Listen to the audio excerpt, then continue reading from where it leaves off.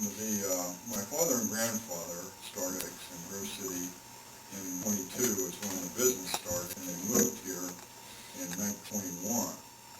And I'll give you a little bit of history on what we're here. With the family before that, it was kind of interesting. My grandfather and grandmother, they met in St. Louis, and that's where my dad was born.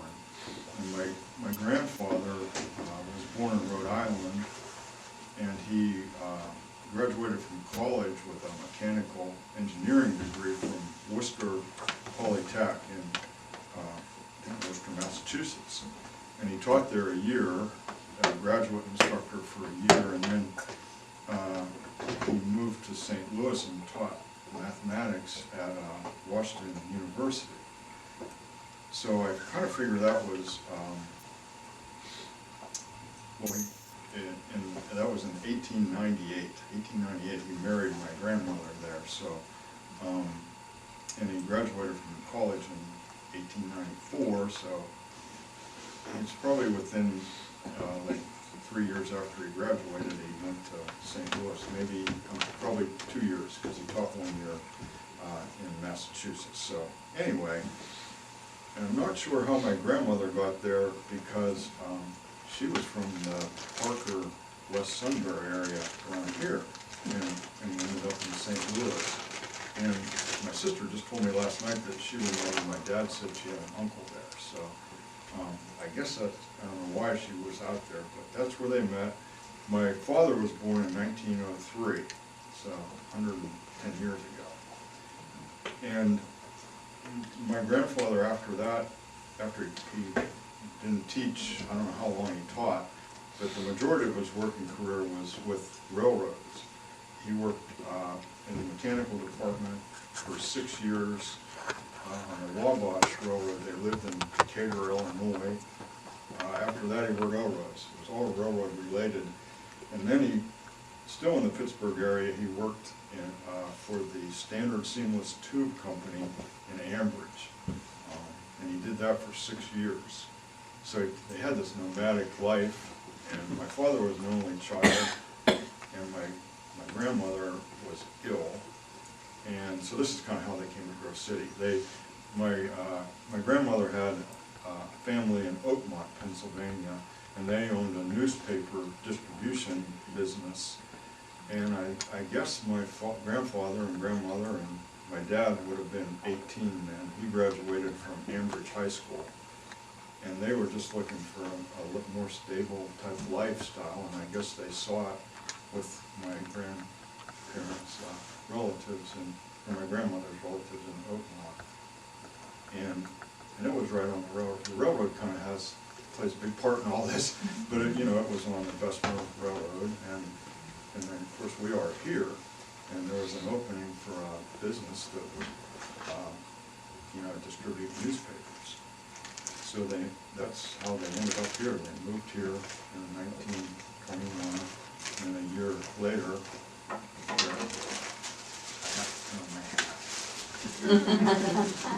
this is my older wife's idea. So here we go. Newsboy here. So that's what they did. They came. I got to look at my notes. So my grandmother was sick, and they moved. Monroe Street is where they lived. My grandfather lived there until he died, but 125 Monroe Street, right up by the funeral home across the street. So that's where they lived, and unfortunately my grandmother passed away that year, 1922, the same year they opened their business. And there's a little bit of confusion here about where their actual first business was. Maybe somebody here would even know, or hear of, not know firsthand, but my dad told me that they opened at a place that's no longer there, where the revitalization, where Riverside / Steigerwald's parking lot is now. And he said it was a former Ponderosa grocery. And I don't know I've never really confirmed that. So I'm not sure if he might have been mixed up, because I'm taking this For sure, I found records of them being at 138 South Broad Street, which is where Bobo Rice Bowl is now. And I'll pass these around, but this is a Grove City high school basketball schedule, 1924, 1925. So they were there then. And then here's a 1926 calendar. And then also they just kind of evolved this business as the years went on. The newspapers were the beginning of it, but then they started selling records, and this is sheet music. And these all have that 138 South Broad Street address on it, so that confirms they were there. And it's so close to that, spot that my dad remembered. Maybe that was the actual first spot, but it could have been someplace else. So I'll just pass these around and let you look. Let's see.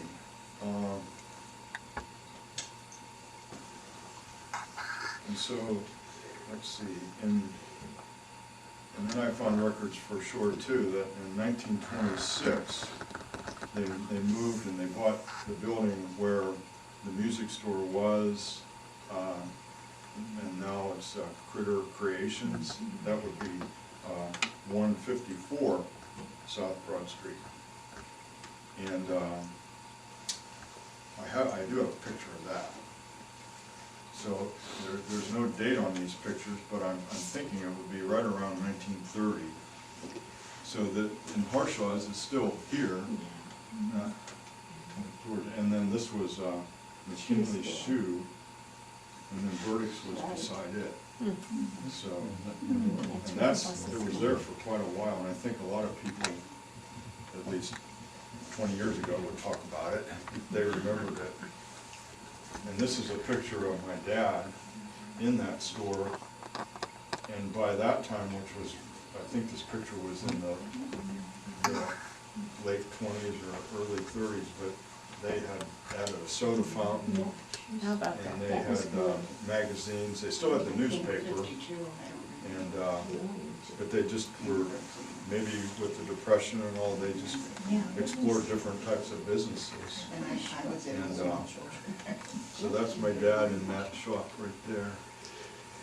I seem to remember about this time of year, we went down to the basement to look at the toys we'd be getting for Christmas. Oh, really? Okay. Had a couple dolls from there, and like an idiot put them in an attic before it was insulated. Oh. They melted. Oh, it was a lovely place to go, because the buses came in with lots of papers. I would, the buses too, yeah. I'll mention that as well, yeah. Wasn't that pretty? But that's your sheet music.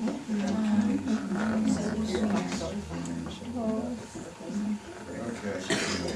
Have another half put on.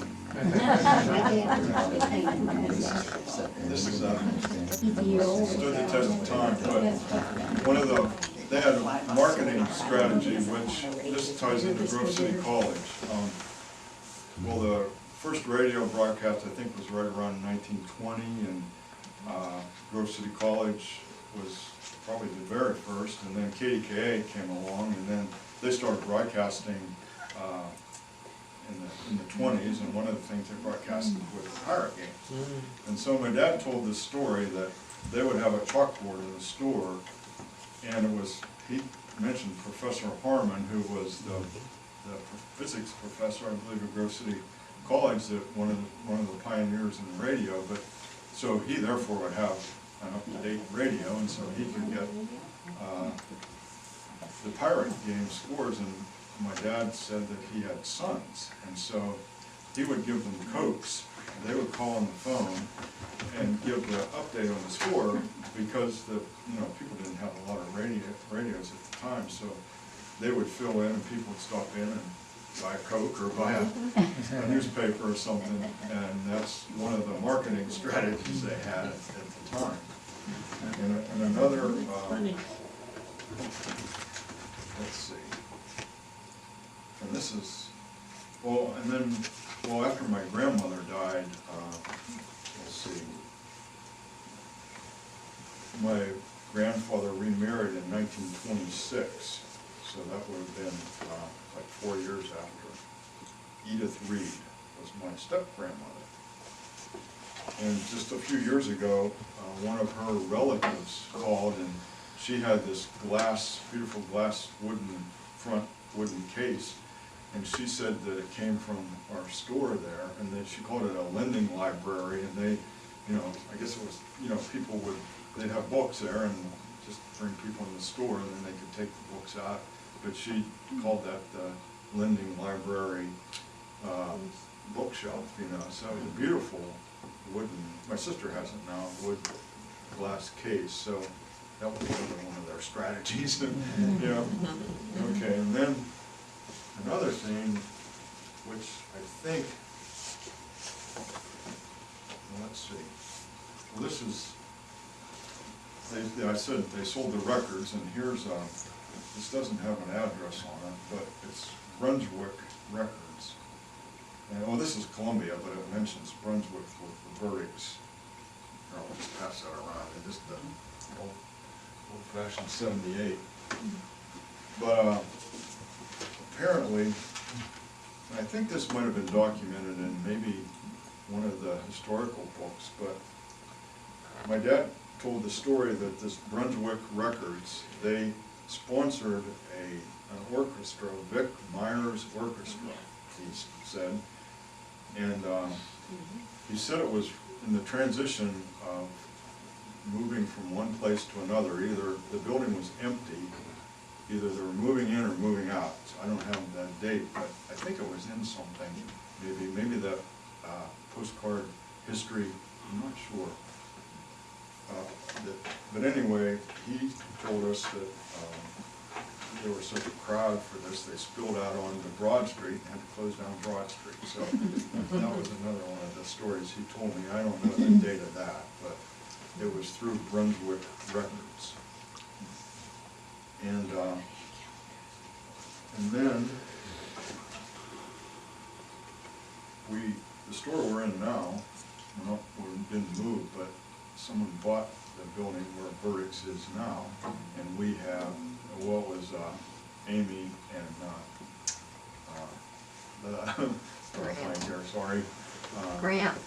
Grant, yeah, McKnight, Amy and Grant McKnight, thank you. Your wife. Yeah, Amy and Grant McKnight, so they bought our building, and we had a lot of things stored up there from the earlier stores, and so we had to get it out of there because they're using our second floor for their business, and we're staying where we are. But anyway, we found an old case up there, an old showcase, which we're using now, but it had shelf paper on it.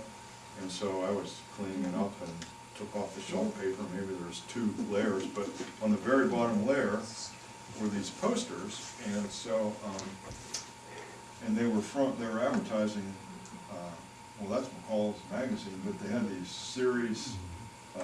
serial stories, I guess, weekly or monthly stories.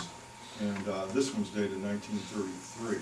So I'm thinking, you know, that was in that case, and I'm sure it was in the store that I passed those pictures around from.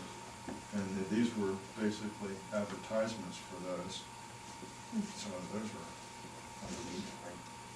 I'll pass those around.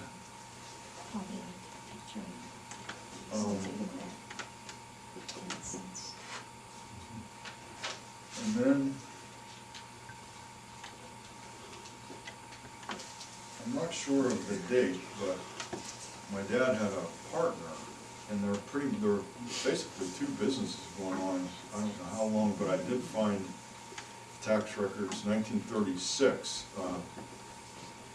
Burdick's was always there, but there was Burdick and Hoffman. And Burdick and Hoffman, I did find records 1936, but it very well could have been before. But they, I think it was primarily furniture and appliances is what they sold, but my dad was a partner with that. So, and then here's from the Polk Directory. Yeah, this have the date, I need to look at some folk directories, but it is Edward L. Burdick and his son, men's and boys' clothing, sporting goods, confectionery, news dealers, and then it talks about the bus, the agents for Harmon Short Line, Greyhound Lines, and C.W. Moyer and Sons bus line. And that's 154 South Broad, which is the store, you know, that I just passed those pictures around. Yeah. And then it also lists Burdick and Hoffman at 116 South Broad. I don't know if anybody remembers that. That was the Hoffman Furniture Store, and that was torn down for the Steigerwald's was Riverside parking lot, and then Steigerwald's, well, Joseph D. Monteleone Youth Festival Park. That's what it is. But anyway, that, and I just don't have a date on this, so, but it was ongoing for quite a while.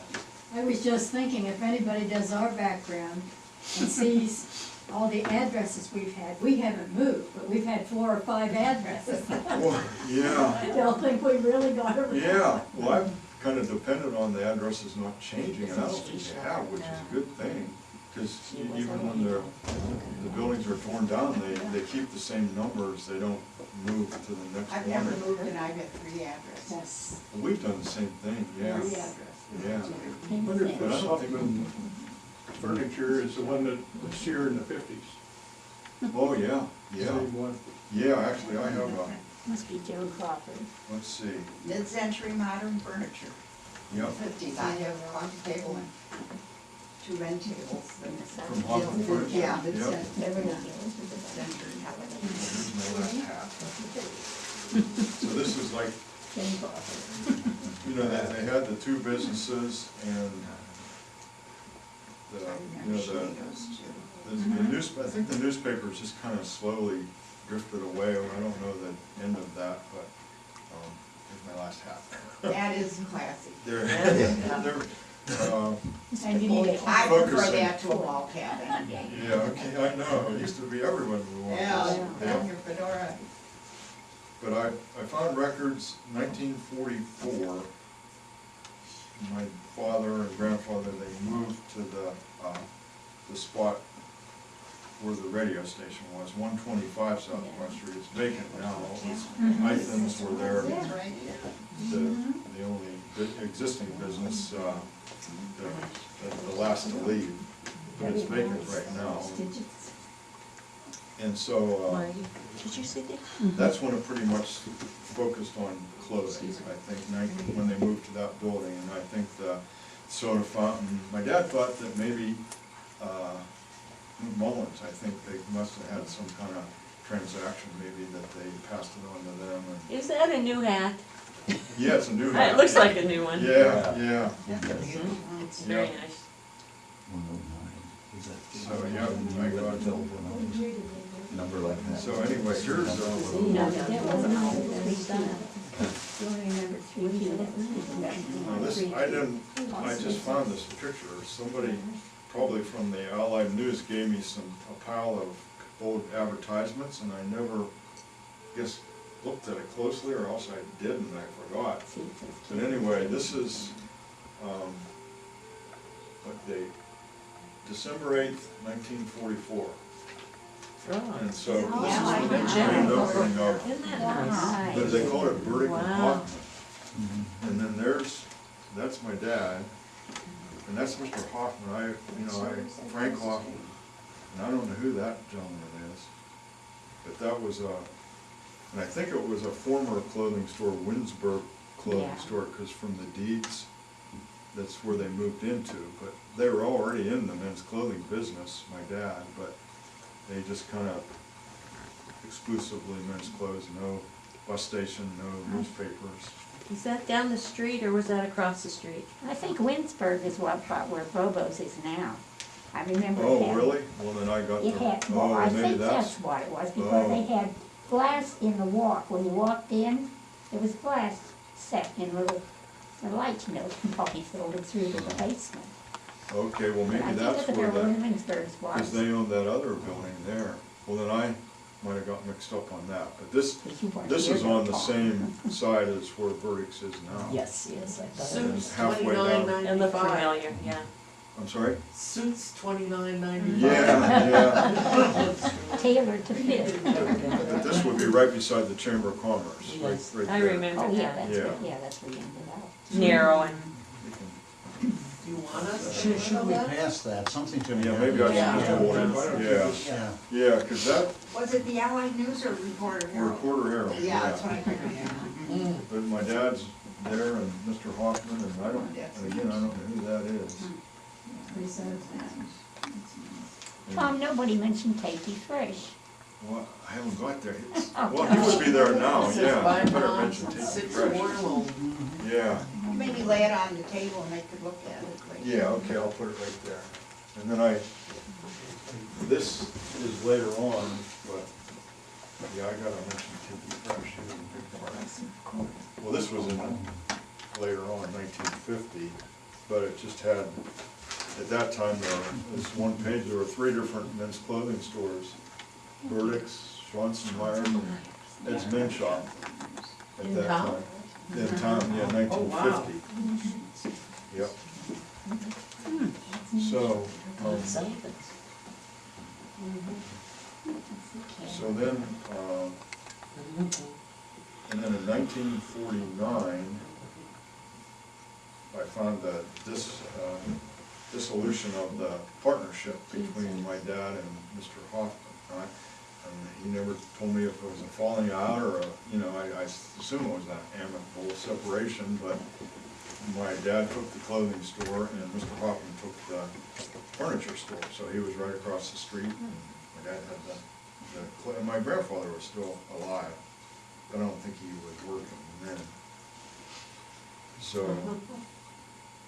that would be, and then that's probably when Take It Fresh, would that be around 1950? Yeah, he was, Take It just Fresh was always a big there. part of Burdick's, you know, for 40 years probably. At But least. he worked at Penny's, I remember, a little bit before, and he fought in the war. It would have been after the war, I think he came back and worked at Burdick's for a lot of years. And he, even when I came back, 1970, I started, and he was there then. And he retired probably in the later 70s, I believe. But he was a big part of the store for sure. Yeah, yeah, he was my dad's right-hand man. My dad had some health issues, and he was always there to fill in, and, you know, he treated it just like his own store, yeah. So, let's see. Well, then I have some pictures of, this would be 1980. Well, Sue and I, we were married in 1980, in July, or June 7th, and July 14th was when the fire hit, started. Well, maybe I should come up front, but I'll pass this around, but what was in Goins, but it was called Grove City Decorating, but that would be actually where the Blue Ribbon Tavern is now, yeah. But it was an apartment up above, and the fire started there, and it just spread both directions, and it actually stopped right at our store going north, and well, Jim McRae Appliances was to the south. And I'm not sure what was right next door to that. Going the other way with the suntan, Where the city grill, or they call it. Those steakhouse, Yeah, it might have been like the, I think. yeah, I think it was a steakhouse. at the time, I remember. Changed the name from one to the other. Yeah. Yeah. I Remember remember when they had when I the, was little, like, they they had had the like. thing that the hot dog rolled on right in the window. Yeah, and I remember once my mom took my sister and I there, and you got a free spaghetti dinner if you had they must have put food dye in some of the rolls, and you had a yellow interior, you got a spaghetti dinner, I still remember. Yeah, that was a long time ago. But anyway, the fire, it was devastating, I put it. firemen came through again. Yeah, and kept it from doing any more damage than it did, but it was really bad. Do you have smoke damage? Yeah, our store, well, that was, I was just thinking too, you know, people said, if you haven't, you know, with insurance, you just leave it, you know, let happen, what will happen, but at the time, you know, you kind of, what common sense, there's a fire coming, you want to get out of the building, and we thought we want to get the merchandise out too, so, like, the community kind of came together, and we pretty much emptied the store with the help of, you know, people in the community, and we added 2 more locations, because we took a lot of things over to the Elks Club. Ironically, that's what Burdick's was in the beginning, actually. Yeah, I never thought of that. Moved a whole lot of things there, and a whole lot of things, well, Harshaw's real estate, which was right across the street, which would be where I think Yards Antiques is now. Of course, that's not a very big building, but we took things there, and but the fire did stop, but we did, I mean, a lot of the stuff we guess we couldn't get out, but it did have smoke damage, and then we found out that when insurance people came, we didn't have enough insurance, so if it was a total loss, we would have been out a lot, but it wasn't a total loss, and they gave us like so much for smoke damage, and then we had a fire sale, and we actually, it worked out pretty well, and we had it was right before the street fair, so we were closed until the street fair that year, and we actually opened another, there was a vacant building which might have been over the health, medical aids businesses now on Broad Street. We had Burdick's too, you know, like Legal too, and so we sold things there, so the fire, you know, we were hurt, but we weren't hurt like we could have been. And if we would have had the right insurance, we, you know, could have just left it there, and but I didn't know that at the time, and it worked out fine. But it's kind of human nature, you want to protect what you have, you don't want to let it go up in smoke, so. Well, that I worked out remember pretty well.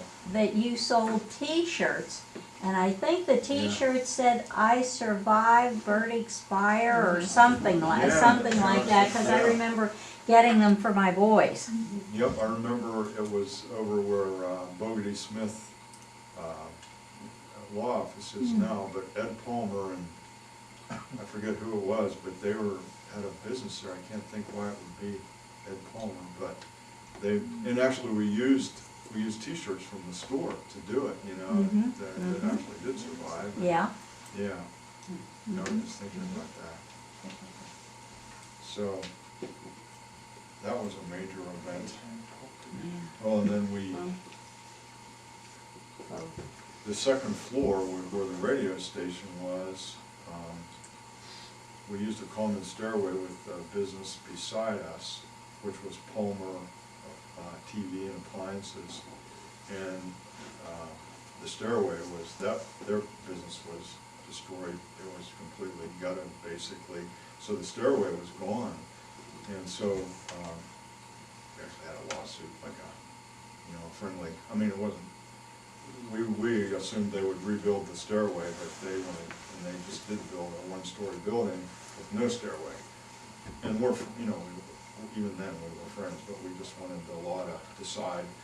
But the old deed said if that building was destroyed, then they didn't have to put the stairway back.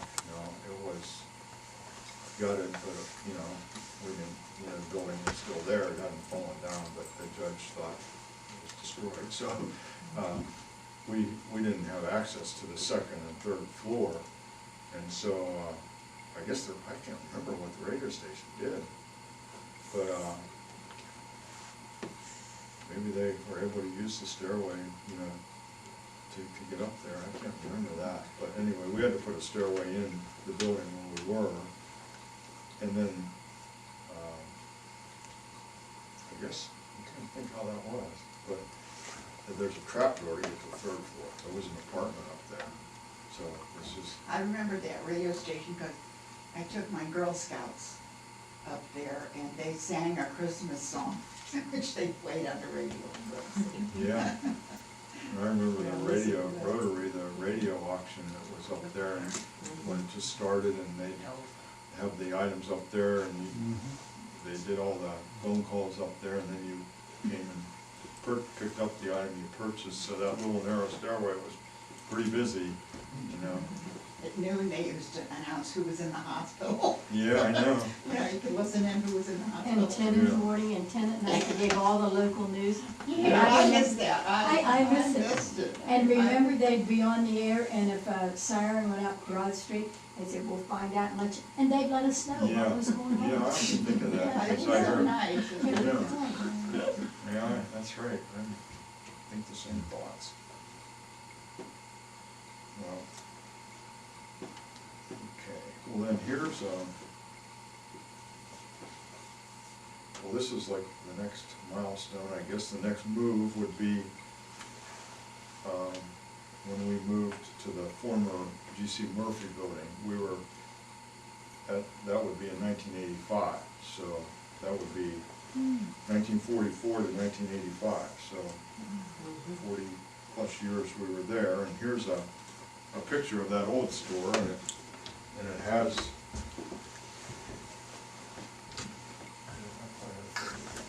but it has a, you know, there's the radio station, and, well, that was a Health Mart when this picture was taken. I don't know, some people probably remember that. That was before Palmer. Yeah, I think, or no, that was after. Like a That was drugstore, after the but you fire. could buy a lot of Yeah. shampoo and Yeah. different things. But here's the G.C. Murphy building for sale, that we bought, and this kind of shows the street line. There's King's and Grove City Hardware, and Jim Jones was there. And then the flower boxes, I thought I had a better picture, but they're on that picture right there. Oh, because we've been warning them. Yeah. Picture of the flower. Tom, Mrs. Bollinger had the Grove City store. Now, where was it from? Where did you go to that store? I think that's the one that, where the fire started. I think where the, Grove City. pretty sure. Was that when she quit then? Was that- Yeah, yeah, Remember people walk that I think that was it. Where the tavern is now, Yeah. the Grove City store. I know, the Grove City store is Yeah, this is just, this is, I should have passed this around earlier, but this is the year they dissolved the partnership, actually, 1949, but different advertising pieces, but this is Burdick and Hoffman Furniture of Distinction, and it was 116, 120 South Broad. So it would have been a fairly large building. Yeah. And then, That's a popular dog picture. yeah, and then we moved to the former Murphy building, and we were on the north part of the building, and then, in 2003, we traded sides with Jim Jones. And then Jim took it by himself later. No, that's been on 10 years now. Because he had So to that's where we are now. and then that- And so, I guess we've been 6 or 7 different locations, but always on Broad Street, and, you know, always on that northern block. Kept moving around, but it didn't go very far. So, well, and then the you know, and then I was gonna mention the revitalization. That was a major part, because I think that's, Next place found from. it's one of those things that planted a few seeds, and it'll kind of got us through that economic downturn. That was right after we completed the revitalization, but then, you know, we had that 2008 and 9, things were really bad, but if we hadn't done that, I think the town would really be in pretty bad shape, the way a lot of small towns are, but, you know, we a lot of people comment how nice the town looks, and Yeah. slowly but surely, we're getting some more life, I think. I might be wishful thinking, but I hear people say that it's kind of inching its way back again a little bit. So that was a big, I'm old enough to retire, but I don't want to retire, and, that gives me hope He for the is future. too, believe it or not. Yeah. Well, what would we You do? know why he won't retire? Why? He said he didn't know what he would do, and I said I could give you a list every day. He's afraid. That's why he's afraid, yeah. It's easier to work. Yeah, it is, yeah. Remember them Then I I think it's was good. I'm gonna keep working, keep busy, maybe not work, but just keep busy doing things. So, It's a hard year for me too. Anyway, I think I wasn't the walking. downtown, it's, well, like my family's business went through the depression and survived and did what they had to do to make it. And, like every business, like your business, like anybody's business, you have to, it changes downs. constantly. So, but anyway, it's been, You could come down here and work. yeah, I can do that, yeah. I think I should do that. I found Oh, I was it. trying- Back I was was thinking- 49. Something, what was that? No, can't remember. Oh, philosophical here, but yeah, my family, my grandparents and my father, they traveled all around. They wanted to come to a stable environment, and they came here like 92 years ago, and so my dad stayed here most of his life, and I've been here, so I guess they accomplished it thanks to Grove City and the good people of Grove City, and so he got his wish, not just for him, but for his Well, when you family. said about the paper distribution, Yeah. did you have them in your store to sell and you also took them out to people? Well, yeah, I didn't mention that, paper boys, that was a big part of it, Okay. that they, a lot of paper boys, and at that time, there was no radio, and radio was in its infancy, but, of course, no TV, and everybody got the paper, and that was one other thing but they had them in the store, but then I think the big part was paper routes with paper boys. And then, What papers did they have? well, it was mostly the Pittsburgh and the Cleveland papers, like the Pittsburgh Press, and they had 3 anyway, and I think they had 3 when I was a kid, Youngstown. Plus the They local might have had paper. more then, Plus the local paper. in the local paper, and then, but I was trying to think, how would they get the Cleveland papers? I don't know how they would get them, but the railroad, they could get the, Pittsburgh papers. And then, my sister mentioned this last night when I was talking to her, and my dad told her that on the Sunday paper, they couldn't be open on Sunday, at least when they started. They had to go down to the railroad station in town and buy it from the porter, on the railroad, because there was no sales on the Sabbath. You couldn't actually sell, but you could buy the paper down at the railroad station. That was a little interesting tidbit. But I imagine maybe in time they were able to on Sunday, but I don't know that for sure. But yeah, that Well, was, there was kind of like a little newsstand. The railroad station was here.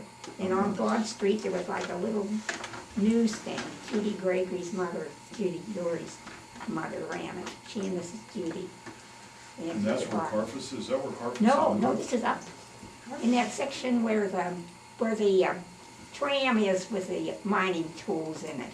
Oh, There was a little place out front that was made of brick. You kind of had to reach up to get it. Oh, yeah, maybe I that- remember that. I remember that. The cars would just pull over the railroad track and stop. Well, I am not being a Jump car out and run person. into the newsstand and pick up the Because paper. Mrs. Judy It was and- on actually in the same building as they used for the passenger station. Okay, And it just had an opening on this end where, like I'm saying, you come down Broad Street, you just barely crossed the railroad track, and there was just about width enough to park a car there, while you could get out and run up and Get get your a paper. paper out of that window. And Judy Uri's And mother. then, of course, up above stood that Bailey Barnes's control Oh, house for the yeah, the railroad crossing. railroad. It was just across the track. He had to come down the steps and close the gate, yeah. and he had to open the gate. What were you saying about Judy Uri's mother? Yeah, that was, we were going to the school, it was Right paper now in store. the Historical Society Society website, Chester. there's a picture, I think, shows the old train station.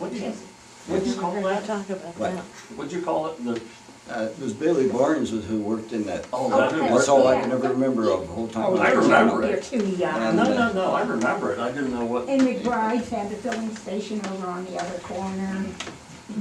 where Huey Grossman was. No, where those guys, this style detail those cars now. Yeah, that's where Huey Grossman was. Okay, and then Mr. Bennett had a Yes. radio repair shop around from that, Right out on the street. yeah. And then the newspaper was a little bit further. You got an old crowd in here, Tom. We didn't get to ride, we walked. We knew You're where bringing up a everything lot of was. memories. We knew where everything was. Well, your dad had, the store you had back in the, like in the sixties, was it two stores? I remember there was wasn't there a doorway that went from one side to the Yeah. other, or was that Yeah, it was two stores, but there was a door, like a door like that that Right. went into it. right? And then, well, it would have been, when would that have been? Well, when Ed Christie, when we were there together, Vance, we took that front part out, Vance Griffin Construction, they put in some heavy barn lumber in there Okay. for supports, to support the wall, because there was two buildings, and we opened up the front part of it, maybe the front third, Okay. and The so buildings were real narrow. I mean, the, Yeah. both buildings were real narrow, Yeah. and that opened up at least the front. yeah. Yeah. Yeah, that's right. And then the fire came, and we had to take more out of it to put the stairway in. Yeah, I remember being So, well, thank you very much for. Thank you. there. Yeah, thanks. Thank you, Tom. Any questions? I guess I think I can learn just from everybody here. Well, you can tell they enjoyed it. You might wanna hear Chester's story about Gone with the Wind at the theater. We were talking there a while ago about that new theater, and that Yeah. used to be the Caton, and, Yeah, one of those. after, we'd walk in, I was raised out where halls, dairy places, and we'd walk in for Saturday afternoon movies, Oh, God. and when it was 11 cents, you had to have a nickel and a dime and a penny. And when Gone with the Wind came out in 1939, it cost us a quarter. South Pacific did that too.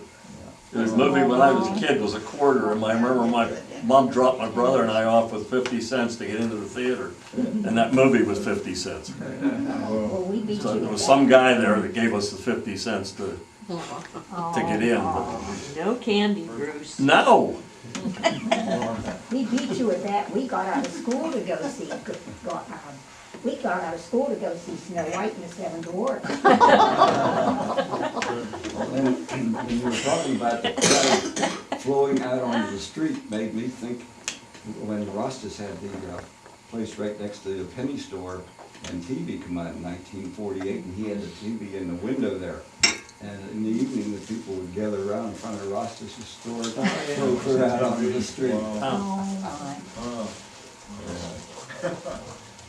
And it was nice to see the other night when we came in from the soccer game. I said, what's going on at Tower Church? Look at all those cars.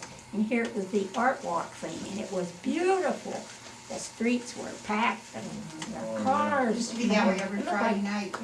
Yeah. I can remember Saturday nights. Yeah, And this looked Friday like nights. Saturday night. It was wonderful. I thought, oh, why can't we do it all? And how people stood and talked in front of the 5 and 10. And Mhm. Yeah, people just came to visit. Mhm. especially the men, they'd hang out there while the women would. Well, they Yeah. said some guys used to take their lunch out and come down and park their car. That way they had a parking space, and then they could really. I don't know what they had. A lot of people must have walked too, because Oh, sure. with all those people, there just weren't enough No, the places to streets- park. Now you have the to streets were packed. have a car, yeah. Oh, yeah. I Bill don't- 5 and 10.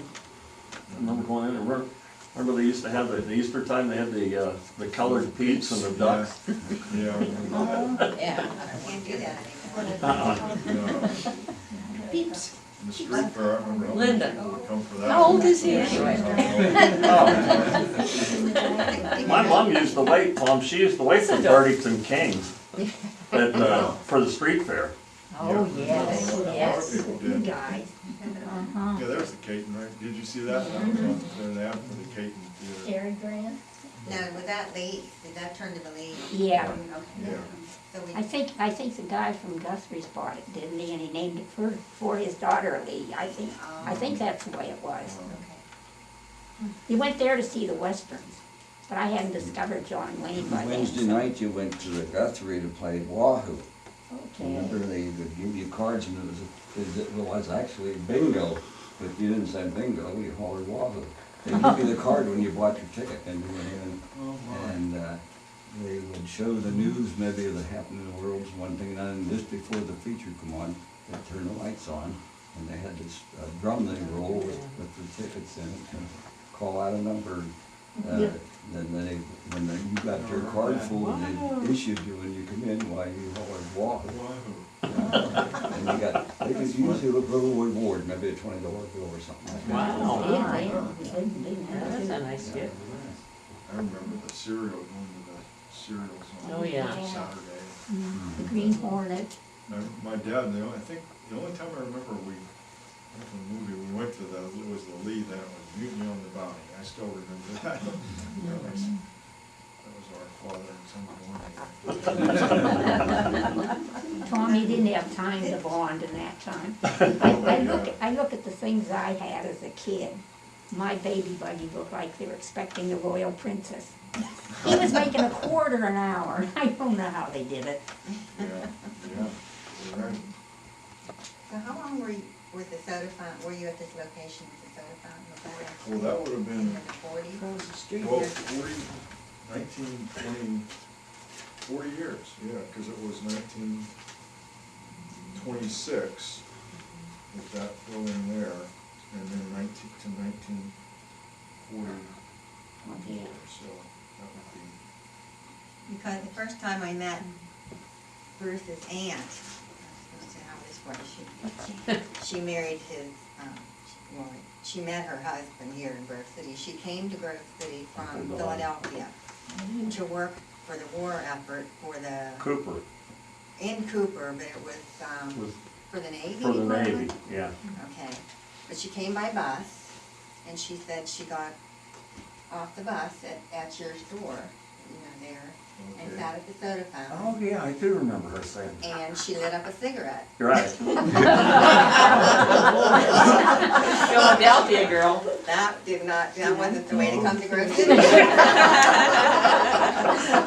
So what year was that? Well, for World War 40s. II, it was, it was in the 40s, So it so would've probably an been- early part of the Yeah, war. probably shortly before they moved, yeah. Right, yeah. Linda, she should have first checked to see if they had ashtrays. Well, I'm sure they had ashtrays, they just didn't have women that smoked. Or they Not smoked in the probably. back. Not in Yeah. And she got a room down on Pine Street. Now, what was the policeman, or no, was it the police, what was the police chief's name? Curry. Oh, Down on Pine Ray, Street. Ray? Yeah, did they have a room, Yeah, they they rented did. rooms to people? I think a lot of people did. That'd be Adelaide Levy's mother. Right. So that's where she got off, was it there? Yeah. I remember her saying that she got off the bus and went to a soda fountain and Well, how about that? went in and fired up a Marlboro. What year was that, Bruce? It was in the 40s. Yeah, Lucky Oh, Strike. my. Yeah, She's brazen. And, well, they but she was did. from Philadelphia and she, Flapper age, you know. yeah. Well, if she would have gotten sick, Mrs. Ray was a nurse, and if she had the chicken pox, they came around and bang, the sign went on the door. Chicken pox, do not pass. Mom's chicken pox, don't pass, don't pass. She put the signs up. And this is her daughter. Selma was a 3rd grade teacher, and rather short and fat. And for some reason, I always got on that board between the 2 windows that said talkers. Talkers, and we got the devil for I can't imagine. WCTU was pretty Gotta keep strong on in the toes. churches because when my husband came to rent an apartment in the house I live now, we rented an apartment in the house first. And she wanted to know, does your wife smoke? And he said, no, she doesn't. She says, I would not have a woman in my apartment who smoked. But when her daughter-in-law came to visit, she smoked. And she would run over to our apartment and hide out in my bathroom and smoke. Did you blame? No, she didn't know it because she lived the other side of the house. You think that's bad, Darlene, but when Mary Florence Taylor was the dean of women at Grove City College, she used to go along and check above the doors to make sure they hadn't hidden the cigarettes above it. She mentioned about scarlet fever or whatever their diseases. When we delivered milk here in Grove City, through the 30s, I was a kid, 38, 40, I remember. If they had a sign up on the house that they had scarlet fever or something like that in the house, then they couldn't take our milk bottles in. They had to set a pan out and we had to open the milk bottle. Oh. Open the pan. Oh, my God. Yeah, that's interesting. Well, I'm gonna get the Help cookie. you out. Yeah. Get sick. We're contaminating those bottles. No, keep talking, and I'm gonna get the drink, and I'm gonna get the cookies, and just sit and visit and talk. You've just brought up so many subjects that have opened up the minds and memories tonight. Yeah. Yeah, it's been wonderful listening to Now, this. Tom, you're saying you had a soda fountain. Later on, after the war, I think about 46, 47, the bus station was on the corner there where Rock Pomeroy had his office here in late years. And that was a bus station, and I think they had a soda fountain in Yeah, there. they did. Well, I'm thinking that was the same one. That's what my dad Yeah, Bob told McMillan me, took it over. or Clyde, maybe. Maybe just we needed to pry him more, but he really didn't talk a whole lot It was about marble, history. wasn't it? Yeah, it was. Yeah. Because Dave Myler bought it when they got rid of it and put it in his basement, Oh, really? when he fixed up his basement, and moved the bar downstairs. Okay. Well, then they left that house and Too bad it didn't yeah, get in here. but I imagine it's still there.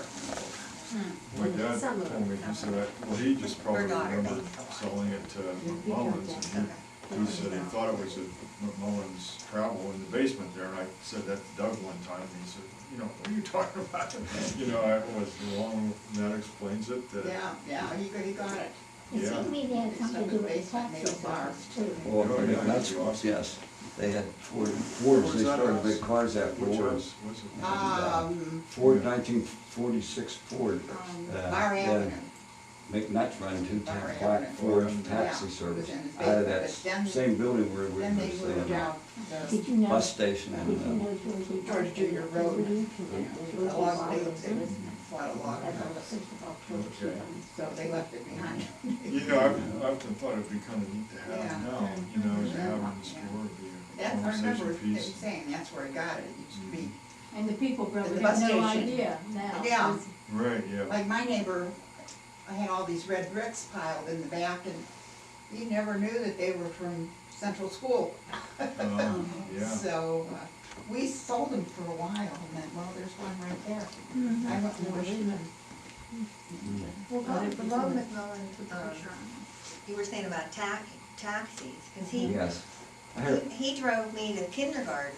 I lived on Stewart Avenue, and he picked up a few of us kids in the taxi to go to Lincoln School to kindergarten. And he sang, he would sing. Oh, my gosh. There's all these little kindergartners, and he would sing songs. Didn't have radios in the car.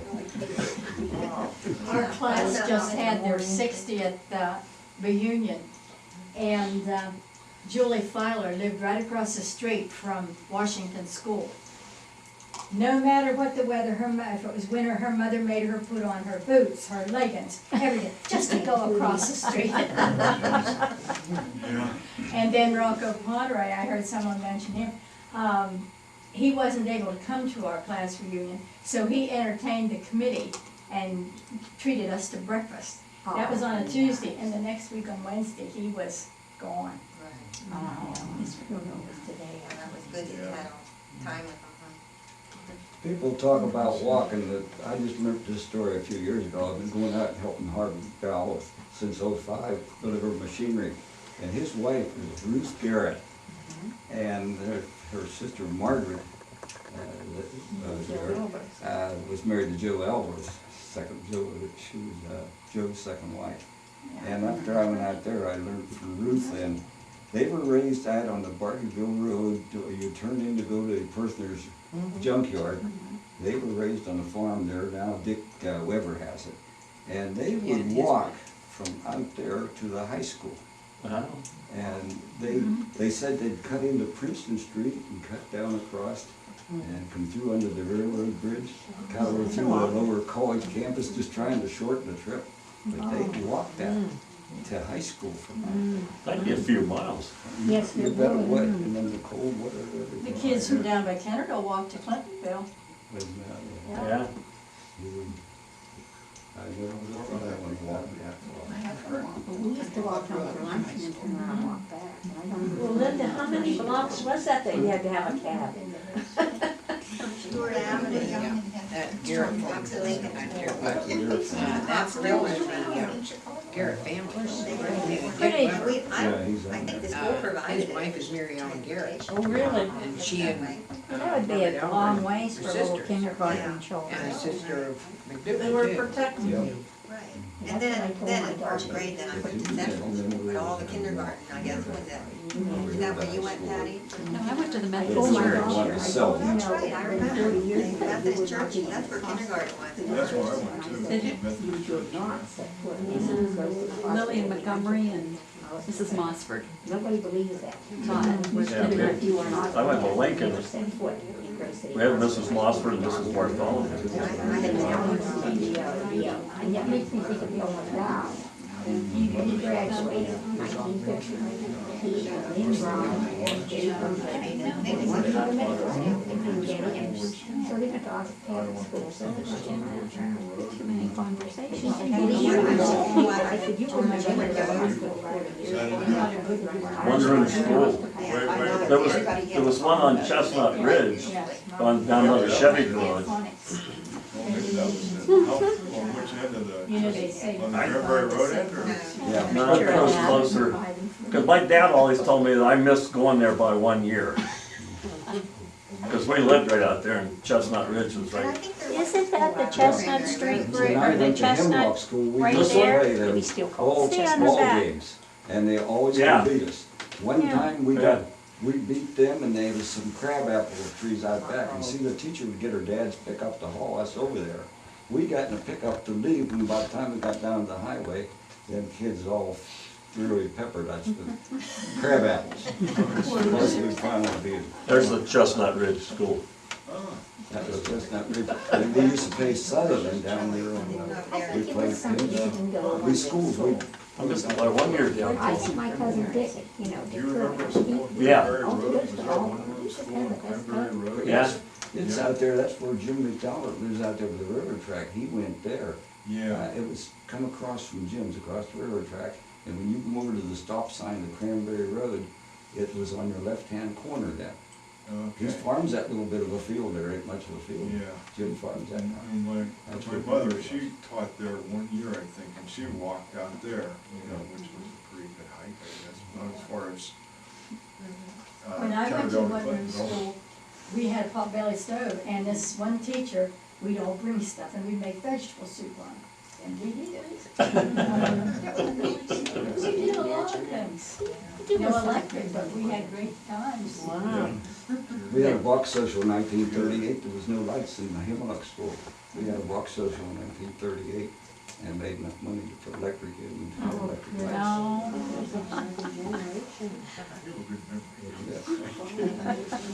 Hey, Tom, do you remember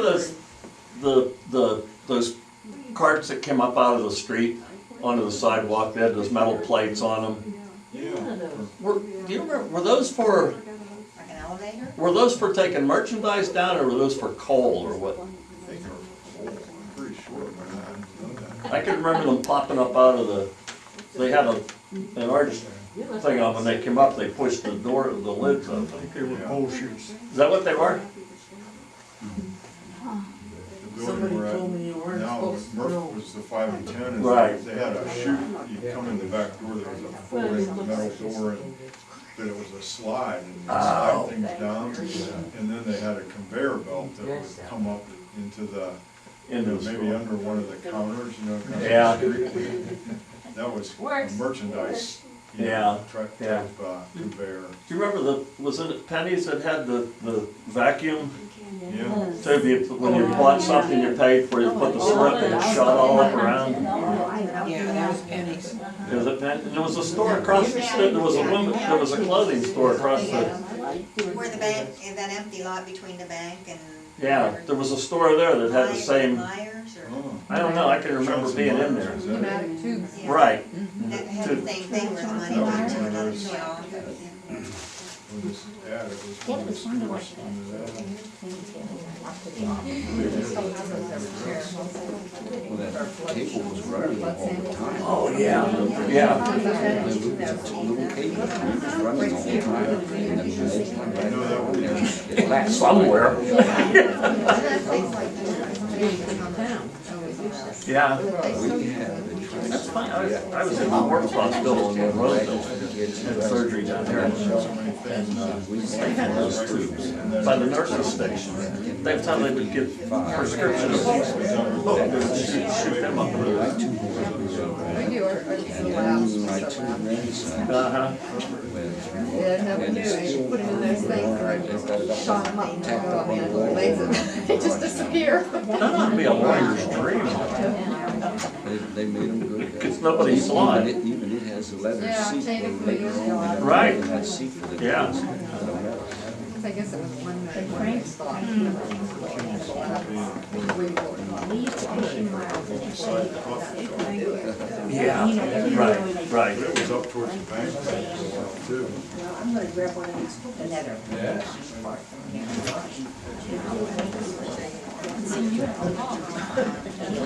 It goes back a few years. Have you ever went down Shower Church to see a train display? They do that. I don't know whether a lot of people know or not. Probably between 15, 20,000 old. They're down there right now. They walk up that one. Is that your scotch? My grandson's got 5. I'd have had it if I'd had some ice cubes. I was ready this afternoon. They haven't tore down for the last 3 years. I bought the They soda just walk the back other day in the and grocery store. I thought about the time I hit that bottle. To get rid of that cold. Kill the bacteria. Kill anything, huh? I can remember when I was Wake it down up. there,